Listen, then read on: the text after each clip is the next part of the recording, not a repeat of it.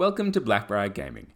In preparation for the new edition of Horus Heresy, Warhammer Community are going legion by legion, teasing us with rule snippets from the upcoming release.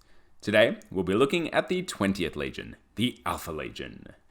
Just a quick note before we get into it, a subscribe and a like really helps us reach a bigger audience. So if you enjoyed the video, please hit those buttons down below. Jeez, I love the Alpha Legion. There is a page in the Horus Heresy Black Books, I want to say book 3, but I could be wrong, that talks about the discovery of Alfarius, and it ends each theory with, "This is a lie," and I'm all about it. That is what got me hooked on Alpha Legion. They're not just secretive like the Dark Angels or sneaky like the Raven Guard, they are full-on lying to everybody. They have this singular purpose within the Legion, this almost hive mind mentality that is both deeply unsettling and really interesting. Or do they? Is that also a lie? Who knows? The Alfarius Primarch book did finally clear up his tale, which is almost disappointing, but a great read. I won't go into it because spoilers are a thing, but needless to say, it's really unique and makes Alfarius this very important character in the early days of the Crusade, more so than I was certainly aware of. The method of warfare of the Alpha Legion and their relationship with their brother legions is also really cool. They have whole sections of their legion dedicated to stealing tech and information from other legions so that they can replicate their specialized units and ways of fighting for both benign and nefarious purposes. It's really cool. And wonderfully represented in the rules as well that we've seen today. On the battlefield, they are cold and ruthless. They obscure their intent in layers of lies, secret agents, infiltration, and disinformation, all to confuse the enemy before making an overwhelming strike, utterly destroying their opponent's ability to continue fighting. The Alpha Legion were chiefly involved in a clandestine war during the early Crusade before revealing themselves to assist the Dark Angels in the Rangdang Xenocide campaigns. The Heresy sees the Alpha Legion continue this method of warfare on both sides, assisting the traitors or loyalists when it suits them best. Their purposes for this? Who can say? Anything that you think is true is probably a lie anyway. Alright, the rules for today for the Alpha Legion. We got 2 of them, and they actually make up the whole special rules for the Legion because they've got essentially 2, which makes them unique. Such a unique Legion. So the first one is Lies and Obsecation. A model with this special rule is always considered to be 2 inches further away than it actually is when measuring range to it from any enemy model for the purpose of resolving a shooting attack, charge, or any reaction declared by an enemy model or unit. Then in brackets, this is cumulative with any other modifiers to range imposed by special rules such as knife fighting or war gear. I think this is just such a creative rule. It's really outside the box concept from what we've seen so far with the other Heresy rules. It just goes in a completely different direction to all the, for the most part, modifiers to strength or toughness or to wound rolls or this and that to saves that we've seen so far with the rules. It's completely unexpected from a general direction that they were taking the rules in, and it's just doing something really different. So super happy with it from that perspective. I also think it's going to be really impactful during so many phases of the game and in so many circumstances. In the shooting phase, it gives you amazing protection from short-ranged weapons. In particular, drop-potted tactical support squads, I should say, drop-potting down with melter guns or trying to get rapid shots off with plasma weapons are going to find it really difficult to do so, especially if you use some screening techniques in the meantime. For medium-ranged weapons, it's really going to force enemies to overextend themselves to make sure they're getting within the ranges that they need to and closer to you than they probably would have liked, opening them up not only to retaliatory shooting attacks from yourself, but also to making it easier to get them into assault if that's what you're looking to do as well. In the charge phase, or whatever they're calling that, assault phase when people are charging in, absolutely amazing. So taking 2 inches off 2d6, if that's all it was doing, is really nice. But when you start to add in things like taking advantage of cover, suddenly you can be lowering people's charges, I believe, by, the 2 inches from cover, I think is the rule. And then you've got 2 inches from this rule as well. You're starting to make it really difficult for opponents. Furthermore, the deep striking rules, it looks like you can assault out of deep strike. And I think that's carried through into the final rules. So making it so that they need to not only deep strike as close as they can. Normally, you'd want to deep strike probably about 7 inches away, because that's the average on 2d6, so you'd want to be a bit closer than that. Well, now you're adding 2 inches to that. So deep striking armies are going to find this rule really challenging, and they're going to have to take quite a big risk in coming down closer than they may actually want to, and risk running into your units or into terrain that might be disadvantageous for those dangerous terrain checks. So look, really good for shooting, really good for charging. The reaction thing is really spicy. So in particular, there's a reaction that allows an enemy unit to shoot back.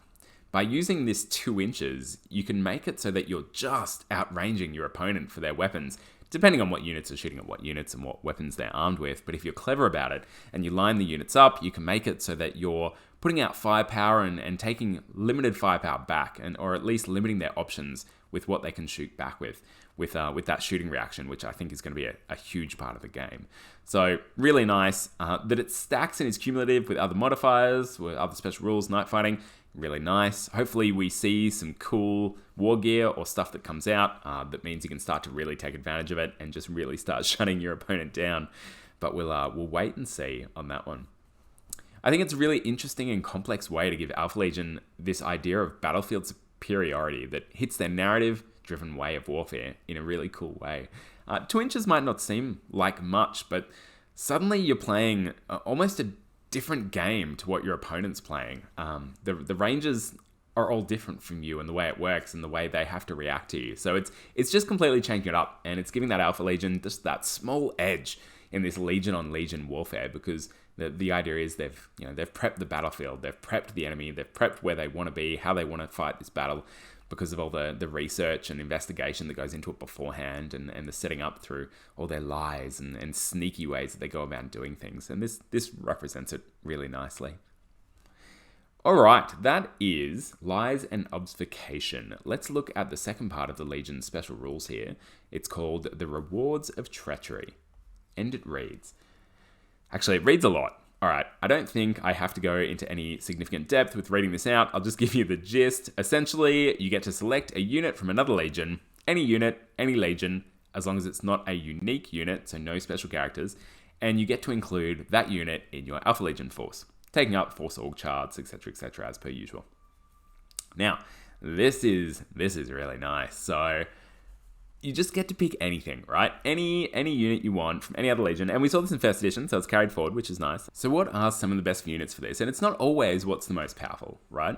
So I think it all comes down with what you want to do with this special rule. It can do a bunch of things. So for one, it's a great way to shore up some of the weaknesses in your army. So if you've gone for quite a balanced army and you're looking at what units the Alpha Legion can take, and their specialist units in the Alpha Legion are more short-range firepower and close combat orientated. So maybe you've decided you would like a boost to your long-range firepower. Well, why not a unit of Tyrant Siege Terminators from the Iron Warriors? Perhaps you've decided you need a fast close combat unit. Well, chuck in some Night Lord Raptors. There's just so many great options, and it doesn't just have to be traders. You get to pick from all the loyalist units as well. So just so many options for bringing some really fun units or for making some seriously powerful combinations. You can go either way you want to go with this. Or maybe you select a unit to further extend a particular tactic you're going for. You double down. You want to go all about combat. So you look at the World Eaters perhaps, or the Blood Angels, what they have to offer and the power that they can bring to your army. Or maybe you have a particular opponent that you always play against. So choose a unit from their legion just to mock them. So much fun to be had. Maybe you're going for a real narrative-driven army. Maybe your Alpha Legion is persecuting their campaign against the White Scars. So you include a White Scars unit to further your theme. Lots of fun to be had, lots of cool things you can do with this rule, from a narrative perspective, from a gameplay perspective, from a power perspective. Just love it. Love this rule. Lots of fun. Now, while you can only usually select one unit with the Rewards of Treachery rule that we can see here, there is in fact a very interesting Rite of War, and it's quite unique in the deployment setup. I won't go into it, but a unique, very cool Rite of War that lets the Alpha Legion player take up to 3 of another Legion's units, noting they still take up their normal Force Org slots, so keep that in mind. Now, yeah, as I said, I won't go into it any further. I will do a full Alpha Legion Tactica in the future where we discuss this Rite of War. But essentially, if at any point you've considered collecting a certain legion because of their specialist units, I guess the question is, why not the Alpha Legion? Now, the big question I have with this one is I haven't made up my mind because I am collecting Alpha Legion and I've already got some of those units tucked away, but I haven't decided how I'm going to paint the Rewards of Treachery units yet. Do you paint them in Alpha Legion colors? Do you paint them in the colors of the legions that you've stolen the tech/information/units from? Do you paint those Tyrant Siege Terminators as Iron Warriors or do you paint them as Alpha Legion? I haven't decided yet which way to go. Something cool that I've seen that people do is paint them in their home Legion colors, so the Iron Warriors in the case of the Siege Terminators. But then they do these little chips all over them where you can do that with some interesting hairspray techniques. But you start to see the Alpha Legion colors come out from underneath with the chipped away paint, and that always looks really cool. So maybe that's the way to go there. And that brings us to the end of our Heresy chats for today. Thank you so much for watching. Overall, I think the Alpha Legion rules are excellent. The Alpha Legion player is playing a completely different game to their opponent and to other legions. The gameplay potential is huge and a lot of fun. 2 inches might not sound like much, but it makes a big difference to a game. I also think the narrative aspects is just beautifully executed here. Now, while we didn't get the advanced reaction for the Alpha Legion today, it also is a whole lot of great. My plan is to do a video in the next few days going over those advanced reactions of the legions we haven't yet revealed, so keep an eye out for that one. Let me know what you think about the rules of the 20th Legion that we've seen today in the comments. Make sure to keep rolling those dice and getting hyped for Heresy.